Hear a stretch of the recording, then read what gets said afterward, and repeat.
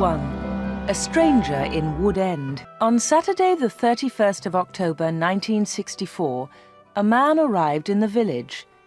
It was late in the evening. He was looking for somewhere to stay the night. He knocked at a door, and a woman opened it. "Good evening, madam," the man said. "I'm sorry it's so late, but can you help me, please? Is there a hotel in this village? I want to stay here tonight." The woman laughed. "A hotel? Here in Wood End? No, sir, I'm afraid there isn't." "What a pity," said the man. "I'm a stranger here, and I want to see your village tomorrow." The stranger was very polite. He was tall and had dark hair, and he had strange green eyes. "Perhaps Mrs. Harrison can help you," the woman said. "She has a room. Perhaps you can stay with her. Wait a minute, I'll get my coat and I'll take you there." The woman took the stranger to Mrs. Harrison's house. Mrs. Harrison gave him a room for the night. He was very glad. It was the last night of October, and it was cold.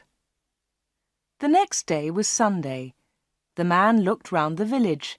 He was very interested in the history of the village. He met some of the villagers and asked them their names. But he did not visit the church. That was unusual.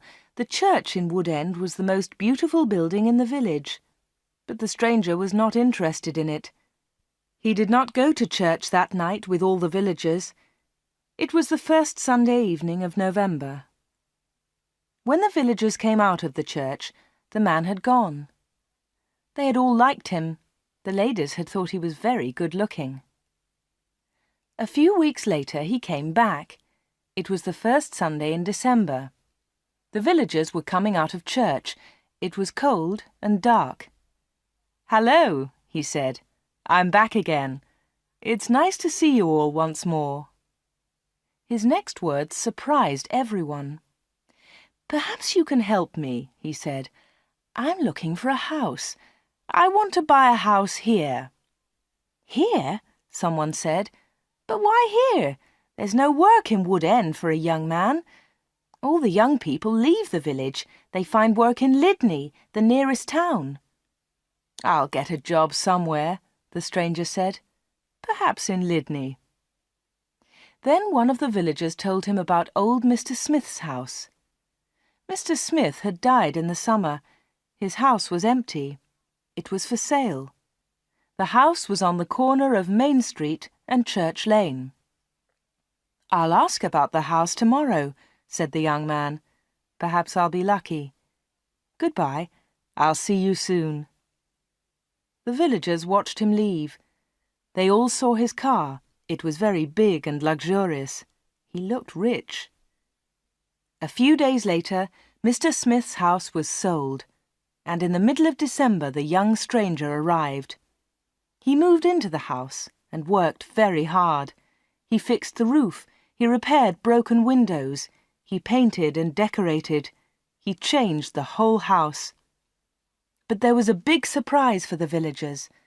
On the morning of Monday the 21st of December, they saw a big sign on the front of the house, and on the sign were these words: "The Corner Shop, Proprietor Dave Slatin." Chapter 2. The Village Meeting. The villagers could not believe it. A shop in Wood End. Everybody talked about it. There was once a shop in Wood End, but it had closed 20 years ago. Some people wanted the shop, but others did not. The villagers met in the evening in the village hall. Everybody was there. Everybody was interested in the new shop. "The corner shop is a good idea," someone said. "We need a village shop. We won't need to go to Lydney." Then Mrs. Harrison spoke. She liked the stranger, Dave Slatin. "I agree," she said. "A village shop is a good idea. It's too quiet here. Wood End needs a shop." "Nonsense," said Miss Brown. She was the village school teacher. "Lydney is not far away. There are lots of shops there." Soon everybody was shouting. Then Mr. Hart spoke. He was a very big man with a loud voice. "Listen, everybody," he shouted. "We've never had trouble in this village before. We've always been quiet and happy. Now this shop is causing trouble." "Let Mr. Slatin speak," someone said. "It's his shop. Let him speak." "Ladies and gentlemen," said Dave Slatin, "I don't want to cause any trouble. I'm still a stranger in your village. But I want to be one of you. I want to be your friend. I like the people of Wood End." He smiled, and a few people clapped. They liked him. "The corner shop will sell lots of things," he went on. "It will sell food and things for the house. Everything will be cheap, I promise."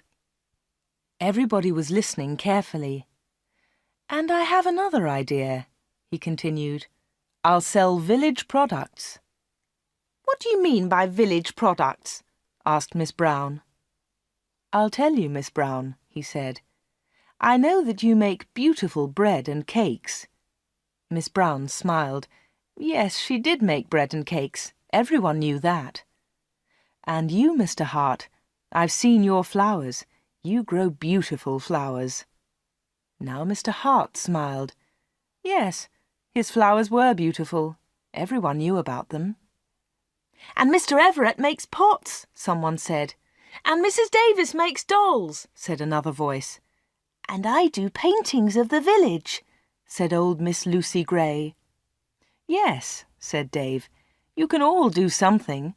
You villagers are clever. You make lots of things.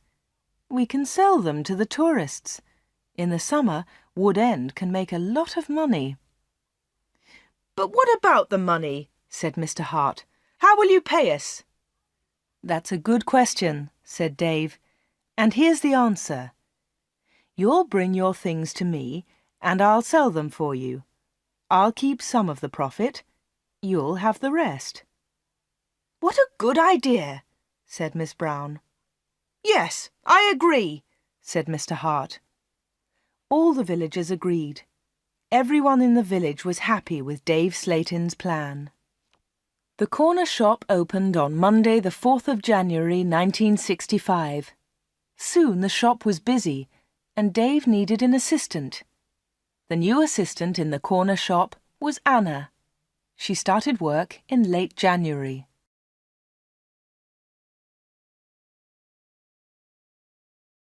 Chapter 3. The Corner Shop. Dave Slatin kept his promises. Things at the shop were good and cheap. "How does he do it?" asked Mrs. Harrison. "It's winter, but he's selling lots of fruit and vegetables, and they're cheap. I never go to Lydney now." The other villagers agreed. The corner shop was a success, and Dave seemed happy. He paid Anna good wages. Sometimes her friend Peter helped at the shop, and Dave gave him money too. Dave advertised in newspapers, and the village products sold well. People from Lydney came to the corner shop. There were lots of visitors, and Wood End became more interesting. The villagers were surprised, but pleased. They were making a lot of money. Dave lived alone in a flat above the shop. He was very popular in the village, but no one ever went to his flat. No one ever saw inside it. At the bottom of the stairs there were 2 doors. One led into the stockroom. The other door had a notice on it. "Special orders only. Keep out." The door was always locked. Anna never went into the special orders room. "Why do you lock that room, Dave?" Anna asked one day. "What's in there?" "It's for special orders," he replied. "Big orders." "But you won't get any big orders in Wood End," said Anna. Dave said nothing. He did not want to talk about that room.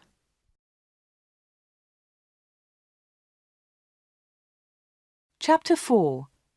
A Beautiful Customer. For 3 months, everything was normal. Then, one day in April, an unusual customer came into the shop. The new customer was a very beautiful woman. She was wearing expensive clothes and arrived in a large car. "Is this the corner shop?" the woman asked. She looked round and seemed a little surprised. "Yes," replied Anna. "This is the corner shop. It's the only shop in the village." "I'm looking for Mr. Slatin, the owner of the shop," said the woman. "I think he's upstairs," said Anna. "I'll go and get him. Does he know your name?" "Yes, I think so," was the reply. "Tell him—" The woman stopped. "Tell him Miss Gordon is here, Miss Greta Gordon." Anna was amazed. "Are you Greta Gordon, the film star?" "Yes, that's right." The woman smiled, but she was nervous. "Wait a minute," said Anna. "I'll tell Mr. Slatin that you're here." Anna ran to the bottom of the stairs and called, "Dave! Dave! There's someone to see you." "Who is it?" asked Dave from upstairs. "Miss Greta Gordon," shouted Anna. "It's Greta Gordon, the film star." "I'm coming," he said, and he came down immediately. "I'm pleased to meet you, Miss Gordon," he said. "Good morning," said Greta Gordon. She and Dave shook hands. She had beautiful hands, and she was wearing beautiful diamond rings. Anna had never seen so many diamonds before. Miss Gordon looked round. "Is this where you work, Mr. Slatin?" she asked. Once again she seemed nervous. "Yes," said Dave. "It's a small place, but it's big enough for me. Please follow me, Miss Gordon." Anna was surprised. Dave and Greta Gordon did not know each other. He did not call her Greta, and she did not call him Dave.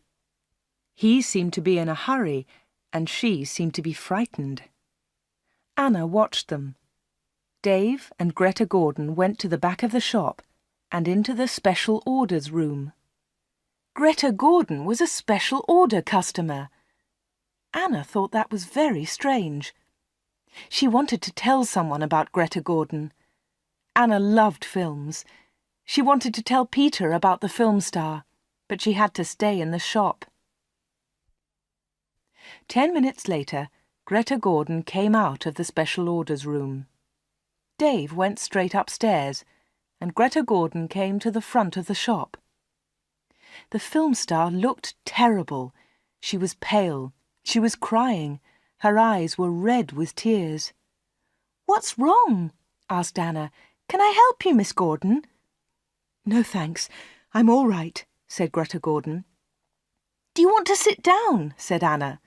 She got a chair, and the film star sat down. "Shall I get the doctor?" said Anna. "No, no," said Greta. "Please tell no one about my visit here. Please tell no one." Anna was disappointed. She wanted to tell everyone about Greta Gordon. She wanted to tell everyone about her famous customer. "I want to give you something," said Greta Gordon. "Here's a photograph of me. I'll sign it." She signed the photograph and gave it to Anna. "Please keep this," said Greta, "and please keep our secret. Please don't tell anyone." "All right," said Anna. "I promise." The film star kissed Anna. She held Anna's hands.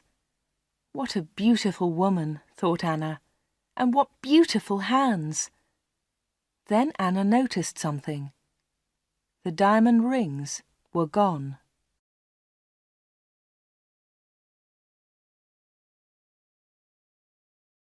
Chapter 5. A Page in Film News. Dave never talked about Greta Gordon. He never talked about her visit to the corner shop. One day, Anna asked him about the film star. "How do you know Greta Gordon?" said Anna. "Is she a friend of yours?" "I don't want to talk about her," Dave replied. "She was a special order customer. Don't ask any more questions about her, Anna."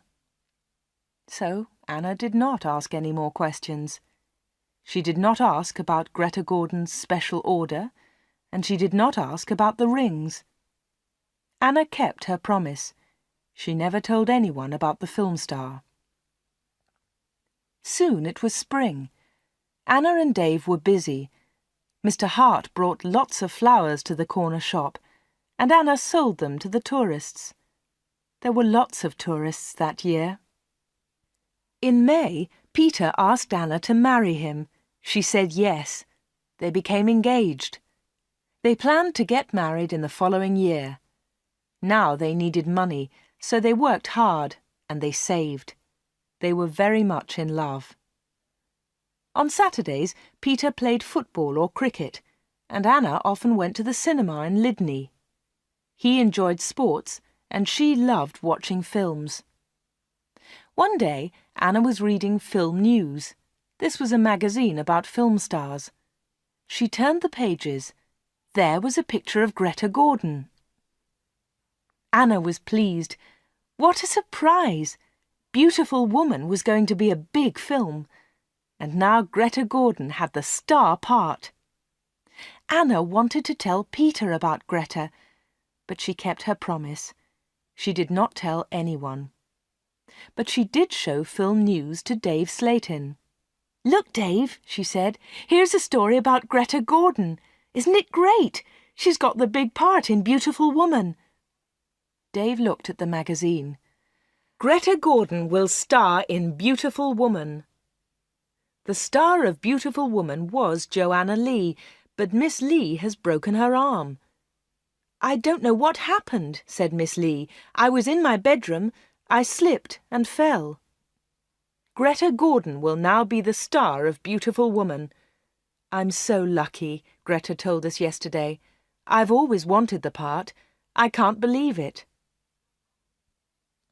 "I don't know anything about films," he said. "Is Greta Gordon a big star?" Anna laughed. "Big star? Yes, she is. She's terrific." Dave didn't seem interested. "I hope she's happy with her big part," was all he said.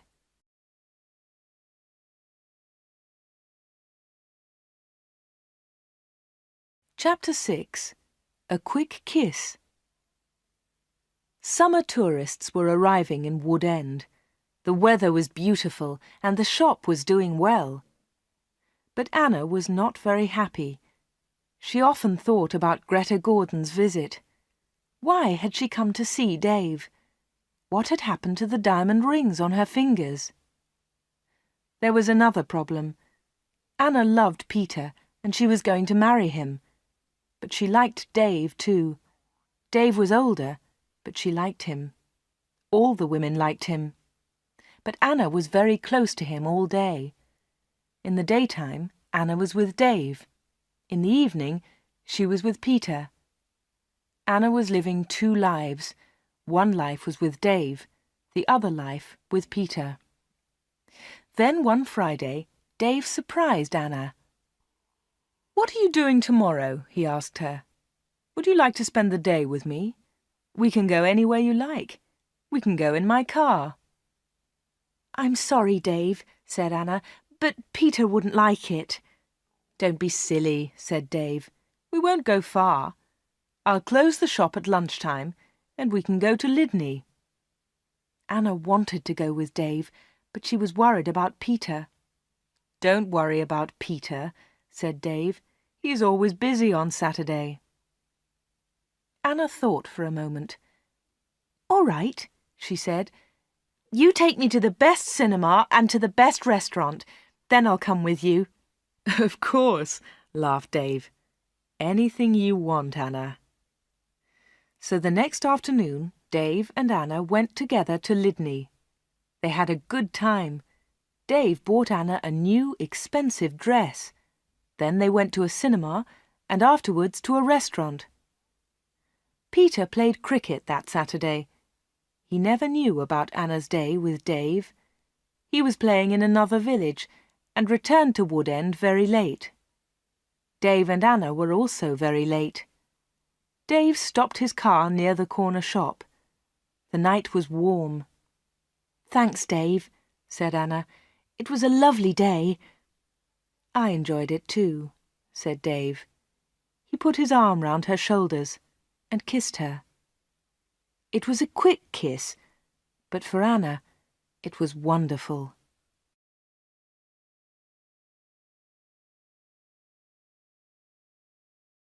Chapter 7. Another Special Order. The summer passed. The corner shop was always busy. Sometimes Dave opened the shop on Sundays too. Anna earned a lot of money. Everyone thought that she was happy. But life was difficult for her. She liked Dave. He was her boss, and he was older than her. But Peter was her fiancé, and he was about the same age. Dave was quite rich, but Peter had no money. Dave bought Anna clothes, and he took her out. Peter did not buy her clothes and never took her anywhere. He was more interested in football. Anna did not like football. Now it was September. Peter played football every Saturday. One Saturday there was a big football match on television. Mr. Hart had the biggest television in the village, and he invited some people to his house. He invited Peter and Anna. On Friday, the day before the match, Anna was working in the shop all day. At 5 o'clock, she locked the shop door. 2 minutes later, the bell rang, and Anna went to the door. There was a young man outside. He was carrying a small case. "Hello," she said. "Can I help you?" "I hope so," said the young man. "I want to see Mr. Slatin." "I'm afraid that the shop is closed now," said Anna. "We're open tomorrow morning." "But I've got an appointment," said the young man. Then Dave spoke behind Anna. She hadn't seen him. "Yes, I've been waiting for you," said Dave. "You're late." "I'm very sorry, Mr. Slatin," said the young man. Never mind, said Dave rudely. His rudeness surprised Anna. The young man seemed afraid. "But can you see me now?" he asked. "Yes," said Dave. "Come in." Dave turned to Anna. "Anna, it's after 5 o'clock. You can go home now." "I won't be long," said Anna. Dave was angry. "Hurry up and go home," he said. But Anna wanted to stay. She wanted to know about the young man. The young man followed Dave to the back of the shop and into the special orders room. Another special order! Another special customer! Anna waited. But soon it was 5:30. Anna put her coat on and left the shop. She closed the door very loudly. Then she went round the corner and waited. Soon there was a noise. The young man was leaving the shop. Anna could not see him, but she could hear him. He was speaking to Dave. "Are you sure?" said the young man. "What do you mean?" asked Dave. "Is this the only way?" said the young man. "Yes, it is," said Dave. "Don't worry, everything will be all right. Goodbye." Anna heard the shop door close. She came round the corner and saw the young man. He was walking quickly to his car. Anna noticed immediately that he was not carrying his case. She followed him. "Excuse me," she said, "you've forgotten something. You've left something behind." The young man turned round. Anna stopped. Suddenly she was frightened. The young man's face was white. It was white with fear. "Please go away," said the young man. "Leave me alone. I want to go home. Leave me alone." He got into his car and drove off. Anna stood in the street and watched him. She was thinking. Why had the young man come to the corner shop? What was his special order? And why had he left his small case with Dave Slatin? Chapter 8. The Football Match. The next day was the day of the big football match. Mr. Hart had invited about 10 people. Anna did not watch the game. She was helping Mrs. Hart in the kitchen. They were making tea. It was a good game, and everyone was enjoying it. At half-time, Peter went into the kitchen. "Why don't you come and watch the match, Anna?" he said. "It's really good. Come on." Anna laughed. "No, thanks," she said. "I'm helping Mrs. Hart. Look, here's the tea. Can you take it in to the others?" "OK," said Peter. "It's a terrific match. Mike Bailey scored a great goal." Peter took the tea into the sitting room, and the second half of the match started. The second half was very exciting. Mike Bailey scored another goal after 20 minutes. The score was 2-0. Then the other side scored 2 quick goals. It was 2-2. There were only 5 minutes of the match left. "Come on!" shouted Peter. "Come on, Mike, let's have another goal!" In the last seconds of the match, Mike Bailey scored the winner. It was his 3rd goal of the match. But something was wrong.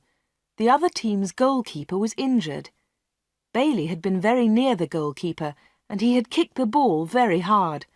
The ball had hit the goalkeeper's neck. Mrs. Hart and Anna came in from the kitchen.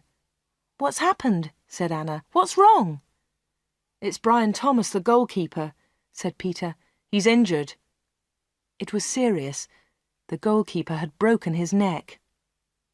Later they all watched the news on TV. They saw pictures of Mike Bailey's 3rd goal. It was a great goal. They saw the ball hit the goalkeeper. It was an accident. The TV announcer said, "And now over to our sports studio for an interview with Mike Bailey." They all watched the interview. The TV showed a picture of Mike Bailey and the interviewer. "Mike," said the interviewer, 3 goals in 1 match. How do you feel about that?" But Mike Bailey said nothing. He could not speak. He tried to speak, but he could not. It was terrible. The interviewer tried another question. "Let me ask you about the 3rd goal, Mike. It was a great goal, but how do you feel about the injury to Brian Thomas?" It was a silly question. The injured goalkeeper would never play football again. Mike Bailey said nothing. He looked very ill. When the interview ended, Mr. Hart turned off the TV. No one noticed that Anna had left the room. Mike Bailey had looked frightened. Anna was frightened too. Mike Bailey and Anna had met before, the day before, at the corner shop.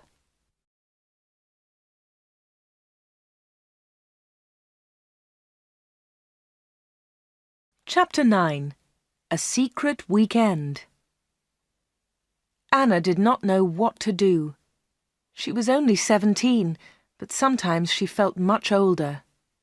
She wanted to ask Dave about Mike Bailey and Greta Gordon. She wanted to know about special orders. She decided to wait. One day, Dave and Anna were alone in the shop. "How's Peter?" asked Dave. "He's fine, thanks," said Anna. Dave smiled. "Is he still playing football?" "Of course he is," said Anna. Dave laughed. "You don't see him very much, do you, Anna?"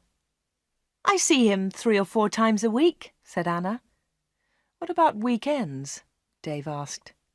Anna replied quickly, "I don't see him much at weekends. He plays football then." "When are you getting married?" asked Dave. "I don't know," she replied. "We haven't decided yet. Perhaps next year." "That's a long time." Dave smiled at Anna. Anna felt afraid. She also felt excited. She didn't know why. "Sometimes you're bored, Anna, aren't you?" said Dave. He looked into her eyes. "Yes," said Anna, "that's true." "Why don't you come away with me for a weekend?" said Dave. "We can go to London." A weekend in London! Anna had only been to London once for a day. Anna was excited, but she was also afraid. "I don't know," she said. "I must think of Peter." "Oh, forget him," said Dave. "He'll never know. Come with me and we'll go to the best shops. We'll go to the best cinema. Will you come with me?" Anna said nothing. Suddenly she had an idea. She looked at Dave. "Perhaps I'll come with you," she said. "Good," said Dave. "That's great." "But first," said Anna, "I want to ask you something." "What do you want to know?" he said quietly. "I want to know about your special orders." Very clever, said Dave. You're a village girl, but you're very clever, Anna. Village girls aren't stupid, said Anna. Now tell me about your special orders, then I'll come to London with you. Dave was angry. One question. You can ask me one question, he said. Quickly, Anna asked, Why do people come to you? Why? One question. Only one, shouted Dave. All right, said Anna, but don't shout. Tell me, why do people come to see you? Dave thought about his answer. He spoke quietly. They come for help, he said. They need help, and I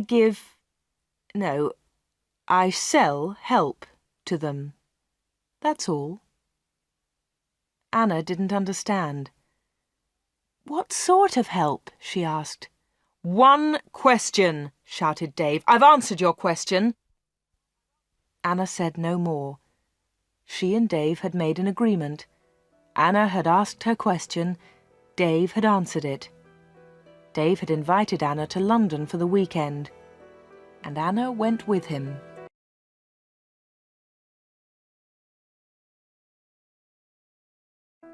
Chapter 10. A Quarrel. Anna enjoyed the weekend. They arrived in London late on Friday evening and stayed at a big hotel. On Saturday they went shopping, and in the evening they went to a cinema. On Sunday they went to a park. They came back to Wood End on Sunday evening. It was the last Sunday in September. On Monday, Anna went to the shop. It was not so busy now. Summer was over. Most of the customers were villagers. It was a cold autumn. On Monday evening, Peter came to see Anna. "Hello," said Anna. "Did you win on Saturday?" "No," said Peter. "We didn't win, and I didn't play." Anna was surprised. "You didn't play? Why not? What was wrong?" "I didn't feel very well on Saturday morning. I stayed in Wood End. I was in the village all weekend." Anna's face was red. Her voice was quiet. "Are you feeling better now?" she asked. "No," said Peter, "and you know why." Anna tried to look surprised. "Me?" she said. "Oh, Anna," said Peter, "you know what's wrong. It's you and Dave Slatin." "What do you mean, me and Dave Slatin?" said Anna quickly. "You went away with him on Friday evening. Someone saw you in Dave's car." Anna tried to explain. "Oh, it's nothing," she said. "Dave and I went—" "Shut up," said Peter. "I don't want to know, Anna. Don't talk about it." "But Peter," said Anna. Peter didn't listen. "I know he's got a lot of money. He can take you to places. He's from a big city. I'm a poor village boy, Anna. But you must choose. You must choose between Dave and me. You can't have both of us." "I know that, Peter," said Anna, "and I don't want both of you. But listen, Peter, I want to tell you about Dave. There's something very strange about him." "Dave, Dave, Dave," Peter shouted. "You talk about him all the time. I don't want to hear his name again." Peter turned round and walked out of the room. He left Anna's house. Now Anna was alone. She was very unhappy. She wanted to talk to Peter. She wanted to tell him about Dave. She wanted to tell him about Greta Gordon and about Mike Bailey. But Peter had left her. Chapter 11. Arthur Riseman. It was October. It was cold and wet. Anna was not very busy at the shop. She was very unhappy. She was a different girl. She seemed older. She didn't go out much. She looked ill. Most of the villagers knew that Anna had quarrelled with Peter. They also knew that she had been to London with Dave. But no one was able to help Anna. She did not talk to anyone. Before, she had been a happy, smiling girl. Now she was sad and lonely. She went to the shop every day. She was waiting for another special customer. Anna did not wait long. It was the middle of the month. Anna was alone in the shop. It was almost lunchtime. A middle-aged gentleman came in. He was a big man with a very large moustache. He was well dressed, and he was carrying a large briefcase. "Good morning, miss," he said politely. "Good morning, sir," said Anna. "Can I help you?" Anna was very polite too. She was interested in this man. "I'm looking for Mr. David Slatin," said the man. Anna smiled. "Are you a salesman?" she asked. She knew that he was not a salesman. He didn't look like a salesman, but she wanted to talk to the man. The man smiled. "Yes, I am a salesman," he said. That was not true. Anna knew that the man was lying. Then she said, "Perhaps I can help you, sir. I usually speak to the salesman." She looked at the man's case. It had the letters A-R-I-C-S printed on it. "Thank you," said the man very politely, "but I have a private appointment. I have come from London, and I must see Mr. Slatin." "I'm sorry," said Anna. "He's very busy at the moment, but I'll tell him you're here. What's your name, please?" The man smiled. "Roberts," he said. "Arthur Roberts." Anna went to the back of the shop. Dave was coming down the stairs. "There's a man in the shop," said Anna. "He wants to speak to you." "Thanks," said Dave, and he went to the front of the shop. "Good morning, Mr. Riseman," said Dave. "I'm pleased to meet you." Anna listened. Riseman! The man's name was Riseman, not Roberts. What a liar! The man did not look at Anna. "I'm pleased to meet you, Mr. Slatin," the man said. "Please come with me," said Dave. Mr. Riseman followed Dave. They went into the special orders room. A minute later, Dave came out. He came to the front of the shop. "It's lunchtime, Anna," he said. "You can go home now." "Thanks, Dave," said Anna. "I'm going in a few moments." Dave went back to the special orders room. Anna did not leave the shop. She waited. Anna wrote down the letters A-R-I-C-S. She understood A-R, Arthur Riseman, but she did not understand I-C-S. At 1:30, Anna heard noises. Mr. Riseman was leaving. Dave was talking. "Thank you, Mr. Riseman," said Dave. "And thank you," said Mr. Riseman. "You have helped me a lot." "Good," said Dave. "Goodbye, Mr. Riseman. My assistant isn't in the shop, but you can open the door. Goodbye." Dave went upstairs, and Mr. Riseman came into the front of the shop. Anna was sitting quietly in a corner. "Oh," said Mr. Riseman, "I thought you had gone home." "No," she said. "I decided to have lunch in the shop today." Anna and Mr. Riseman looked at each other. They didn't like each other. There was silence. Anna spoke first. "Would you like to buy some bread, Mr. Roberts?" she said.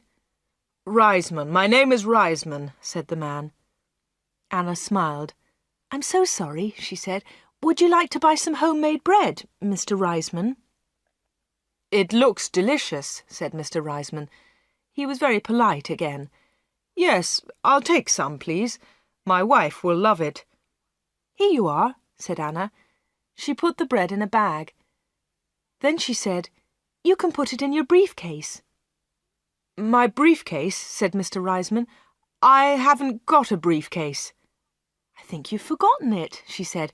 "I'll go and get it for you." Anna moved towards the back of the shop. Mr. Riseman stepped in front of her. He held her wrists. He was very strong. "Listen to me," he said. "I don't want that briefcase. Leave it there." "All right," said Anna. "Please let me go. You're hurting me." Mr. Riseman let go of Anna and turned towards the door. He left the shop hurriedly. He hadn't taken his bread with him. Anna watched Mr. Riseman leave. Her hands were still hurting 5 minutes later.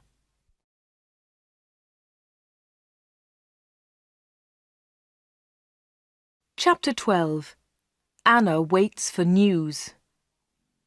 Anna waited for some news about Mr. Riseman. She remembered Greta Gordon. The film star had visited the corner shop. Later there was news about her in a magazine. Mike Bailey had visited the corner shop too. Later there was a lot of news about him on TV. And now Mr. Riseman had visited the corner shop. Anna was waiting for some news about him. All 3 visitors had been special customers. They had all seen Dave. They had all been in the special orders room.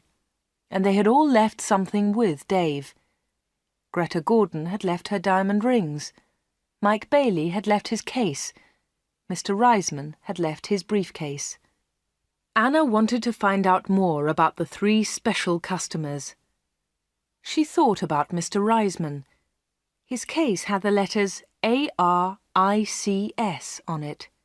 She understood AR, but what was ICS? Perhaps Mr. Riseman was a businessman and ICS was his company. Anna looked in the newspapers, but she didn't find anything about ICS. She read the magazines. She listened to the radio. She watched TV. But there was nothing about ICS.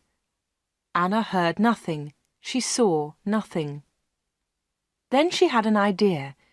She decided to go to London and find Arthur Riseman. It was a Friday. Early in the morning she left a note for Dave. She took the note to the shop. "Dear Dave," it said, "sorry I can't come in today. I'm going to Lydney. I'm buying some things for my wedding. Anna." The note did not tell the truth, but Anna didn't care. Anna took a bus to Lydney and then caught a train to London. She got to Paddington Station at midday. She got off the train and looked for a telephone box. The telephones were near to the entrance to the station, but the boxes were all full. She stood and waited. Then Anna saw the letters ICS. There they were. They were on a huge advertisement. Anna had found the answer to her problem.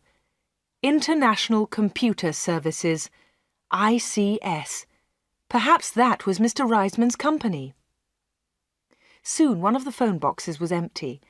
Anna rang the number, 222-8959. "ICS, can I help you?" said a woman's voice. "Yes, please," said Anna. "I want to speak to Mr. Riseman, Mr. Arthur Riseman. I think he works at ICS." The woman laughed. "Works here? Yes, he does," she said. "He's the vice chairman of the company. Wait one moment, please. I'll get his secretary." Then there was another woman's voice on the phone. "Mr. Riseman's secretary, can I help you?" "Yes, please," said Anna. "I'd like to speak to Mr. Riseman." "Who's calling, please?" said the secretary. "Mr. Riseman doesn't know my name," Anna replied. "Is Mr. Riseman expecting your call?" the secretary asked. "No, he isn't," said Anna. "I'm afraid he can't speak to you now," said the secretary. "He's at a meeting now, and he's flying to Switzerland in an hour's time." "But I must speak to him for a few minutes," said Anna. The secretary became annoyed. "That's impossible," she said, "but I can take a message." "No, thanks," said Anna. "I'll call again next week. Will Mr. Riseman be back then?" "Yes, he will," replied the secretary. "Goodbye." And she put the phone down. Anna had found Mr. Riseman's company, but she hadn't spoken to him. Anna spent the afternoon in London. She went to see a film. Then she had tea in a small cafe near Paddington Station. Her train left London at 6:30. She bought an evening newspaper and got on the train. Anna was tired, but she felt happy. After a few minutes, she looked at her newspaper. Anna was waiting for some news. There it was, on the front page. "Private plane crash near London. 6 dead, all from ICS. 6 people were killed this afternoon in a plane crash at Enfield near London. The plane was flying to Switzerland. The passengers were all from International Computer Services, ICS. Among them was Mr. Alfred Gluck, the chairman of ICS. Mr. Arthur Riseman, vice-chairman of ICS, told us, "I'm lucky to be alive. I was at a meeting today. The meeting went on for a long time, and I didn't catch the plane." Mr. Riseman will probably be the new chairman of ICS.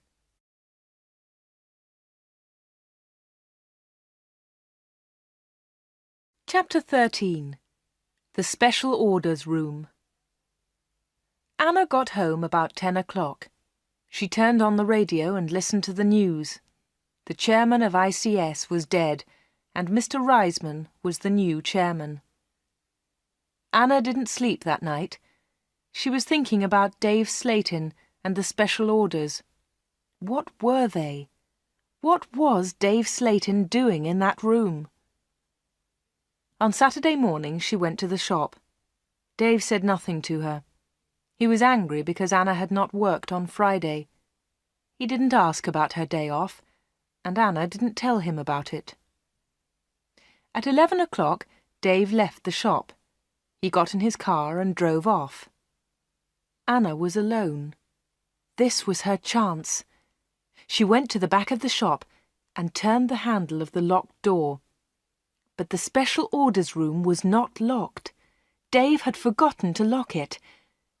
Anna opened the door and went into the room. It was a small room, dark and hot. Anna turned on the light, but it was not a very strong light. She looked round the room. There was a small table, 2 old chairs, and a lot of boxes. That was all. Special orders? There were no order books, no papers, no pencils. Anna walked round the table. It was difficult because there were a lot of boxes on the floor. Anna opened one of the boxes and looked inside. She found some old magazines and newspapers. Underneath, there were some dirty old clothes. But underneath the clothes, she discovered some money. Lots of money. British money, French money, American, German. There was money from all over the world. Anna was amazed. She had never seen so much money before. She looked round again and found Mike Bailey's case. It was empty. Then she found Arthur Riseman's briefcase. That was empty too. Then Anna looked into a bigger box. Inside it were some dolls with broken arms and legs. One of the dolls was very beautiful, but it had a broken arm. Anna put it on the table. Then Anna found a book about football. Inside there were some pictures of footballers, but the pictures were all torn. Anna put the book on the table. Anna looked into the box again and found some little cars. Most of them were broken. She found a small model aeroplane. It was broken too. Anna put all these things on the table. What a strange collection. There was the money, the broken doll, the toy cars, the model aeroplane, and there was the football book with the torn pictures. Anna looked at the things on the table. What were they for? Why did Dave Slatin keep them in this locked room? Suddenly Anna jumped. There was a noise behind her. Someone was standing at the door.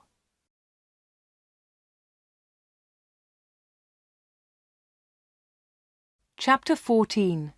The Special Customers. "What about the diamond rings?" said a voice. It was Dave Slatin. He was laughing. "I left the door open for you," he said. "I wanted you to go into this room this morning." Anna was frightened, but she tried not to show her fear. "You haven't found the diamonds," Dave said again. Anna remembered Greta Gordon's diamond rings. Were they in this room too? "Here," said Dave. He came into the room and picked up an old box. He took out the rings and threw them on the table. "They aren't yours," said Anna. "They belong to Greta Gordon." "They belong to me," laughed Dave. "She gave them to me." "But why?" asked Anna. "Why? Why did Greta Gordon give you those diamonds? And all this money? Who gave you the money?" "My special customers," said Dave. "My special customers gave me the money. It's mine now." "Mike Bailey and Mr. Riseman gave you all this money?" asked Anna. "Yes," said Dave. "You have seen some of my special customers, not all of them." "But why do they come?" Anna asked again. "These people come to me for help," replied Dave Slatin. "I help them, and they pay me." "But how do you help them?" asked Anna. Dave Slatin picked up the beautiful doll with the broken arm. "Do you remember Joanna Lee?" he asked Anna. Anna thought for a moment. "Joanna Lee?" she said. "Yes, of course I remember her. She's the actress who broke her arm. Greta Gordon got her part." "That's right," said Dave Slatin. "This doll is Joanna Lee." Anna felt more afraid. What kind of man was Dave Slatin? Dave Slatin pointed to a torn photograph in the football book. "Who's that, Anna?" he asked. Anna remembered the face. She had seen it on TV. "Brian Thomas," she replied. "He's a goalkeeper." "He was a goalkeeper," said Dave Slatin. Anna was terribly frightened now. Dave Slatin was an evil man. Dave Slatin moved close to Anna. He picked up the broken aeroplane. "And what do you think this is?" he asked Anna. Anna knew the answer, but she was too afraid to speak. Dave Slatin took Anna's arm and held it tightly. Anna tried to move away. Dave Slatin laughed and held Anna more tightly. "Listen, Anna," he said quietly. "I want you. I need you. Marry me, Anna. Don't marry Peter. Marry me." "No, no," she cried. "Let me go! Let me go!" "But Anna, you still don't understand," said Dave Slatin. "I have strange powers.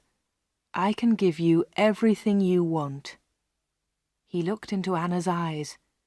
"And my children will have these powers too," he continued. "I will give you money and diamonds, and you, Anna, you will give me children." Anna was terrified now. She kicked Dave Slatin very hard, and he let go of her hand. Anna moved quickly. She ran out of the special orders room, through the front of the shop, and out onto the street. She ran all the way home.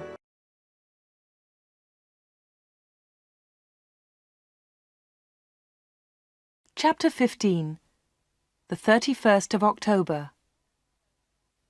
When Anna got home, she felt terrible and went to bed. In the evening, Peter came to see her, but Anna was ill in bed. "I'll come and see Anna tomorrow," Peter told Anna's mother. Again, Anna did not sleep all night. The next day, Sunday the 31st of October, was a terrible day for Wood End. Anna stayed in bed. She had a fever, and her mother phoned the doctor. The doctor came immediately. "Anna's very ill," said the doctor to Anna's mother. "I'm worried. I don't know what's wrong with her. I'll come back again tonight." That afternoon, Peter came to Anna's house. He tried to speak to Anna, but she was too ill. He sat quietly beside her bed. At about 7 o'clock, Peter heard shouting in the street. He went to the window and looked outside. People were running and shouting, "Fire! Fire! Fire! There's a fire at the corner shop!" Peter ran out of Anna's house and into the street. There was a big fire on the corner. The shop was in flames. Nobody could see Dave Slatin. "His car's here," said Mr. Hart. "Dave must be inside." Then the villagers saw him. He was standing at an upstairs window. "Jump, Dave!" they shouted. "Jump! Save yourself!" But Dave did not move. He was standing at the window, and he was laughing. Some of the women in the street started screaming. Mr. Hart tried to run into the shop, but the others pulled him back. Flames were leaping up from the shop.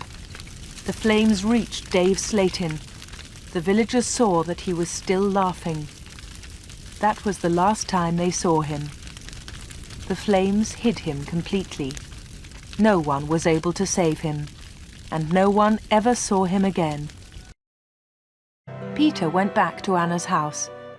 The doctor was in the kitchen, talking to Anna's mother. Suddenly, there was a scream. They ran upstairs to Anna's room. Anna was dead.